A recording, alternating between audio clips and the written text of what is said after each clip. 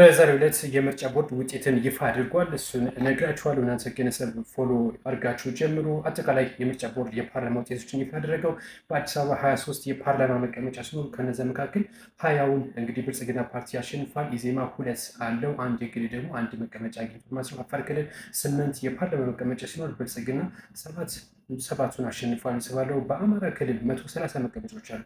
ከነዚያ መካከል 117ቱን አሸንፏል ብልጽግና ፓርቲ ማለት ነው። አብን ደግሞ 6 ማሸነፉ የተነገረው፣ እንዲሁም 3 ሌሎች ኢዲሄን የተባለው 3ቱን አሸንፏል ሲሆን ቤንሻንጉል 9 የፓርላማ መቀመጫ ሲሆን ብልጽግና ፓርቲ 8ቱን አሸንፏል የተባለው። እንደዚሁም ድሬዳዋ 2 የፓርላማ መቀመጫ አለ፣ ሙሉ ለሙሉ ብልጽግና ይዞታል የተባለው። በጋምቤላ ክልል 3 መቀመጫዎች አሉ፣ ከነዛም እንደዚሁ ብልጽግና ይዞታል። በኦሮሚያ ክልል 173 የምርጫ የፓርላማ መቀመጫዎች ሲኖሩ አጠቃላይ እንግዲህ 167ቱን ብልጽግና አሸንፏል። 5 የግል እጩዎች መቀመጫ አግኝቷል ማለት ነው። የቀረው አብዛኛውን ይዞታል። ሐረር 2 የፓርላማ መቀመጫ አለው፣ እሱም በብልጽግና ነው።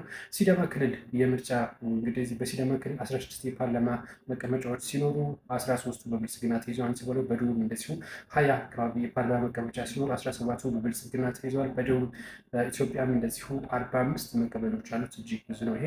እንደዚሁም በዚሁም 35ቱን አሸንፏል ብልጽግና ማለት ነው። እንግዲህ በማዕከላዊ ኢትዮጵያም እንደዚሁ 23 ሲኖሩት 28ቱን ብልጽግና አሸንፏል። አብዛኛዎቹ በብልጽግና የተያዙት። በሶማሊያ 22 የፓርላማ መቀመጫ ሲሆን ብልጽግና 19ን ማሸነፉ እንደዚሁ። ኦጋዴን ደግሞ 1 ይዟል ማለት ነው።